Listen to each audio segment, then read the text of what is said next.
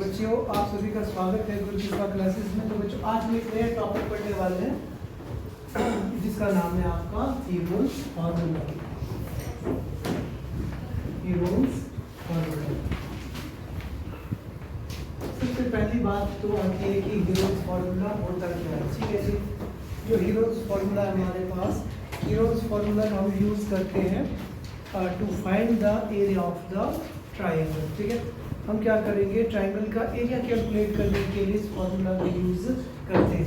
अब बात आती है कि जनरली अगर मैं बात करूं तो एरिया ऑफ ट्राइंगल होता क्या हमारे पास, half into base into height, यही होता है ना। Generally area of triangle is half into base into height. अगर हमारे पास एरिया ऑफ ट्राइंगल की वैल्यू पड़ी है तो हमें हीरोज फॉर्मूला की जरूरत क्यों पड़ी। सबसे मेन बात तो यही आई मेरे दिमाग में। अगर मेरे पास ना ट्रायंगल का एरिया निकालने का फॉर्मूला है तो हीरोज फॉर्मूला करने की जरूरत क्या है हमारे पास, पता है किसी को? तो मजे की बात ये है कि भाई जब मैं ना ट्रायंगल मेरे पास बी हो तो क्या हो, एक ना मुझे हाइट की जरूरत पड़ती है ना, और एक मुझे किसकी जरूरत पड़ती है, आपके बेस की जरूरत पड़ती है अकॉर्डिंग टू दिस फॉर्मूला, है ना। यही बात है ना। अब बात ये कि अगर मेरे पास ना हाइट की वैल्यू मिस हो जाए, अगर ट्रायंगल मुझे ऐसा दिया हो तो क्या मैं इस ट्रायंगल का एरिया कैलकुलेट कर सकता हूँ? क्या कर सकता हूँ? इस फॉर्मूले की हेल्प से कर सकता हूँ। कैसे? बेस तो दी, हाइट तो दी ही नहीं है, कैसे करेंगे? स्केल से तो नाप नहीं सकते हो, फिर कैसे करेंगे? चलो एक चीज मेरे दिमाग में आई, मैंने सुना था कि भाई अगर मेरे पास ट्रायंगल क्या हो, इक्विलैटरल ट्रायंगल हो। कौन सी ट्रायंगल होती है इक्विलैटरल ट्रायंगल? जिसकी तीनों साइड बराबर हो। बिल्कुल, ऐसी ट्रायंगल जिसकी तीनों साइड बराबर हो। तब हम क्या कर सकते हैं, area of triangle which is equilateral, है ना। तो हम कुछ फॉर्मूला लिखते थे, √3/4 साइड स्क्वायर, है ना। ऐसा करके हम इसका एरिया कैलकुलेट कर सकते हैं। बट अगर मेरे पास क्या आ जाए, तीनों की साइड ही क्या आ जाए, डिफरेंट आ जाए, 4, 5, 6 आ जाए, तब तो ये वाला फॉर्मूला भी फेल, ये वाला फॉर्मूला भी फेल। यहाँ पे a मींस साइड का स्क्वायर है ना, a मींस साइड है ये। ठीक है, आई बात समझ में? तो समझ में आया कि भाई जब मेरे पास हाइट दी होगी तो मैं इस फॉर्मूले का यूज कर दूंगा।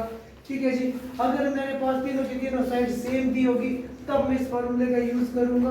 अगर क्या हो जाए, तीनों की तीनों साइड ही अलग हो जाए और हाइट भी मुझे ना दी हो, तब मैं क्या करूंगा, तब मैं इस फॉर्मूले का यूज करूंगा जिसका नाम है आपका हीरोज फॉर्मूला। आई बात समझ में? इसलिए हम लोगों को हीरोज फॉर्मूला की जरूरत महसूस हुई। अच्छा, अब मेरे दिमाग में एक बात आई, शायद आप लोगों के दिमाग में आई कि नहीं आई, कि सर क्या ये जो हीरोज फॉर्मूला है क्या स्केलिंग ट्रायंगल के लिए ही यूज होगा कि दूसरे ट्रायंगल्स के एरिया, मतलब दूसरे ट्रायंगल्स का एरिया निकालने में भी हम यूज कर सकते हैं उसको? जैसे इक्विलैटरल हो या आइसोसेलेस ट्रायंगल हो तो क्या उसका एरिया भी मैं कैलकुलेट कर सकता हूँ इस फॉर्मूला से, हीरोज फॉर्मूला से? यस, हम किसी भी टाइप की ट्रायंगल का एरिया इसकी हेल्प से कैलकुलेट कर सकते हैं। बट ये है कि अगर हाइट और ये साइड्स इक्वल होगी ना तो उसका एरिया निकालना इन दोनों फॉर्मूला से आसान होगा इन कंपैरिजन ऑफ दिस।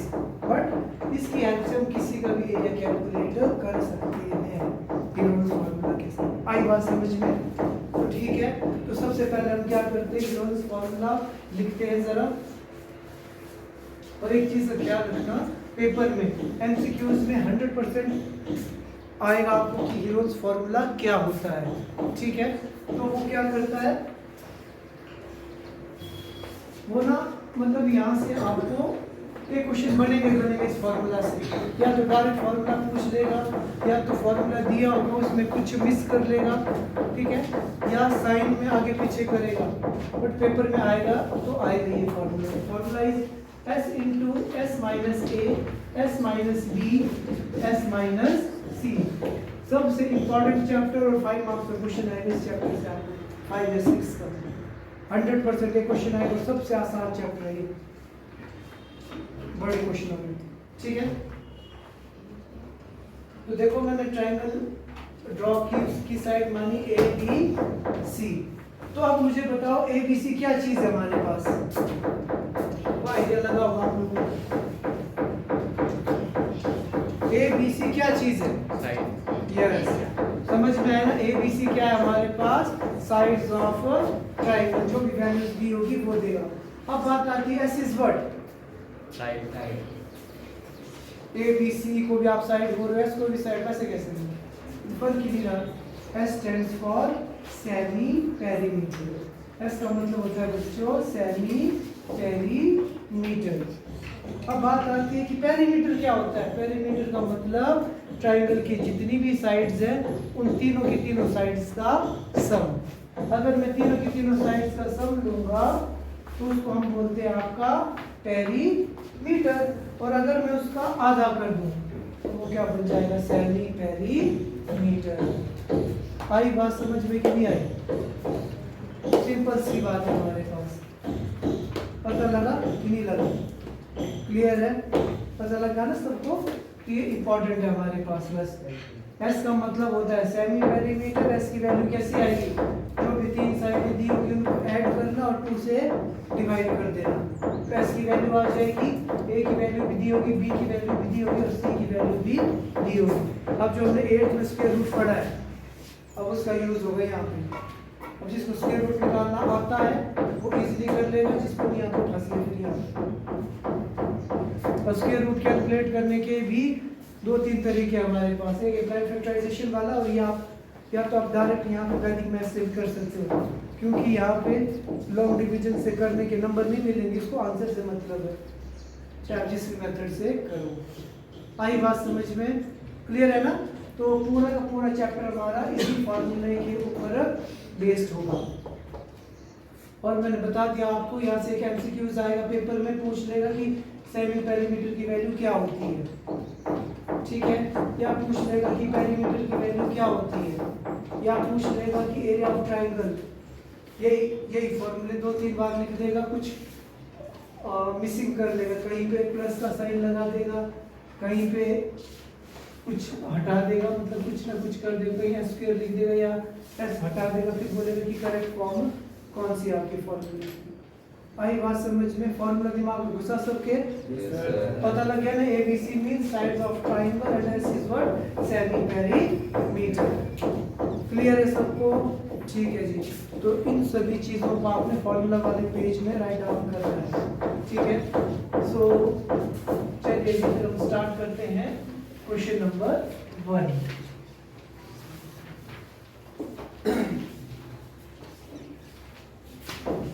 हाँ, इस पे ख्याल रखना आप सभी ने। इस एक्सरसाइज में ना एग्जाम्पल नंबर 2 मोस्ट इंपॉर्टेंट है, हल्का सा अलग है। एग्जाम्पल नंबर 2, ठीक है। पेज नंबर 133, एग्जाम्पल नंबर 2, ठीक है। ये इंपॉर्टेंट है हमारे पास। पेज नंबर आया नहीं है बट आ सकता है। 133 133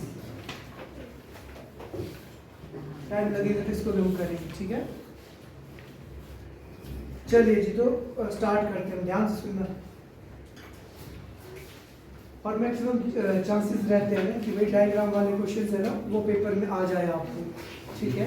क्योंकि 5 मार्क्स का क्वेश्चन है तो डायग्राम वाले क्वेश्चन के आने के चांसेस ज़्यादा रहते हैं हमारे पास। तो सुनो ध्यान से। ये बोलता है a traffic signal board indicating school ahead is an equilateral triangle with side A. ये बोलता है कि हमारे पास में एक ट्रैफिक सिग्नल का बोर्ड लगा हुआ कुछ इस तरीके से, ठीक है। उसमें लिखा है स्कूल अहेड। आई बात समझ में? और इसने बोला ये कैसा है, इक्विलेटरल ट्रायंगल। इक्विलेटरल ट्रायंगल का मतलब इसकी तीनों की तीनों साइड क्या होगी, डिफरेंट की सेम? सेम। और इसने बोला एक साइड ए है तो बाकी तीनों साइडें क्या होगी हमारे पास, ए। आगे बात समझ में? ए सेंटीमीटर, ए सेंटीमीटर। हमेशा डायग्राम बनाना है इसमें। आगे चलते हैं। Find the area of the signal board using the heroines formula. If its perimeter is 180 centimeter, what will be the area of the signal board. अब ये बोलता है कि अगर इसका पेरीमीटर कितना है 180 सेंटीमीटर है, तो ये बोलता है कि आपने क्या करना है, एरिया कैलकुलेट करना है तो सिग्नल बोर्ड का। आई बात समझ में? तो सबसे पहले देखो दिया क्या है, साइड ऑफ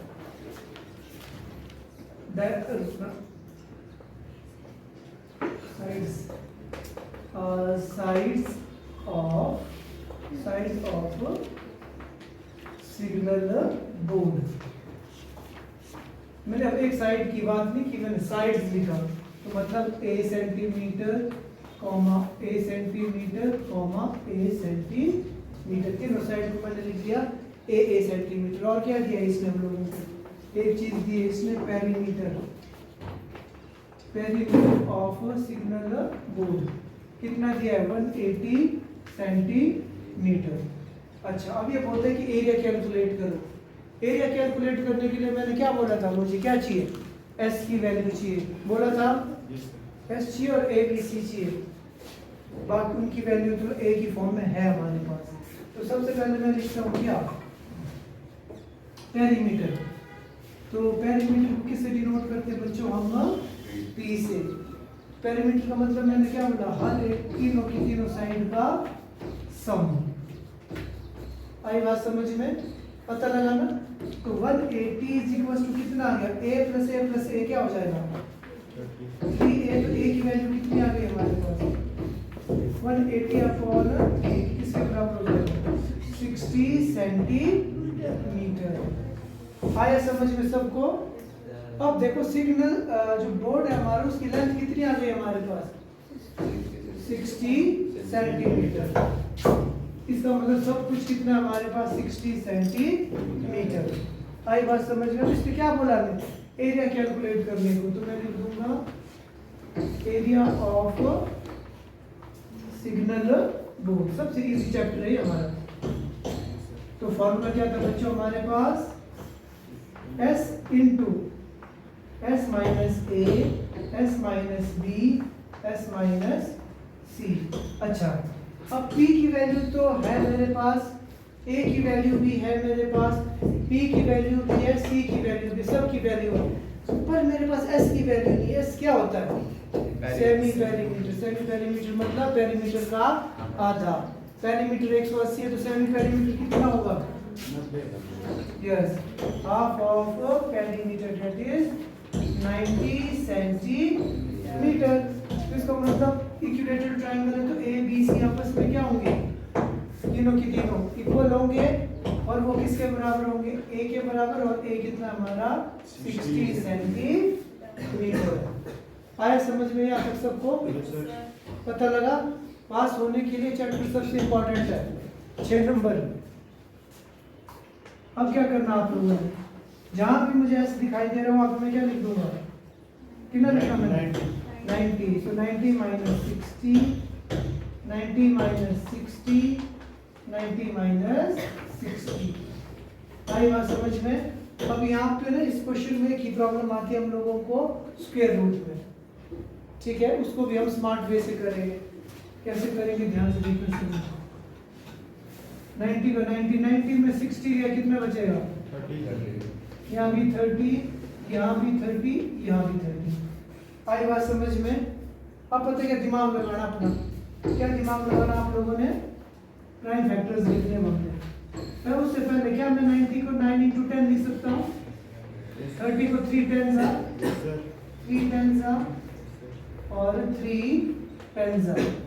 ठीक है जी, इतना समझ में आया? अब पता क्या करना आप लोगों ने, जो सेम है ना, सेम है उनको साथ लिख दो, फिर देखो क्या बनता है।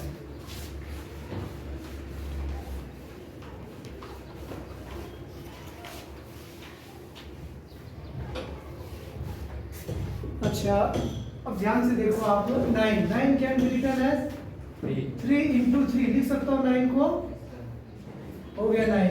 उसके बाद एक 3 इधर है, एक 3 इधर है, एक 3 इधर है, तो कितने 3 रह गए हमारे पास, 3। 1 2 3 लिख दिया है ना। उसके बाद 10 कितने बार है? 1 2 3 4 पेयर बन गया ना, तोड़ने की जरूरत नहीं है फिर उसको। नहीं तो 10 कैन बी रिटन एज 2 5 से करना था मैंने, ठीक है। बट यहाँ पे 10 क्या है, पेयर बन रहे हैं सबके, तो फिर उनको करने की जरूरत नहीं है, सीधे बाहर निकल जाएगा, ठीक है। तो 10 कितने बार आया? 4 बार, 1 बार 2 बार 3 बार और 4 बार। आया समझ में सबको? अब देखो जो जो 2 बार है उनका पेयर बना दो, जैसे हम छोटी क्लासेस में करते थे, इसका पेयर इसके साथ, इसका पेयर इसके साथ, इसका पेयर इसके साथ। अब किसका पेयर नहीं बना? वो अंदर ही बैठेगा, बाकी सारे बाहर निकल जाएंगे एक एक होके। यहाँ से क्या निकलेगा? 1 3, यहाँ से 1 3, 1 10, 1 10, ये क्या रहेगा? अकेला, तो वो रह जाएगा स्क्वायर रूट के अंदर।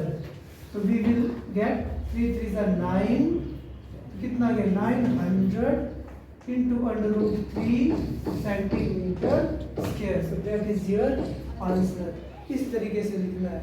आई बात समझ में? क्या करना, जो भी नंबर बचता है आपके पास उसको क्या करना है, यहाँ तक तो शायद इजी है ना, यहाँ पे क्या करना, अगर 0 हो ना, 0 को हटा देना 10 जा करके। फिर देखो 90 का प्राइम फैक्टर्स लिखने बैठे तो बहुत मुश्किल हो जाएगा हम लोगों का ना। इसमें क्या करना, 9 10 जा 90, 3 10 जा 30, ऐसे ऐसे करना। उसके बाद जो सेम है उनको पहले साथ लिखना, उसके बाद जिन जिन का पेयर बनता है उनको उनका पेयर बना देना, जो अकेला रहेगा वो छोड़ देना। आई बात समझ में? पता लगा कि नहीं?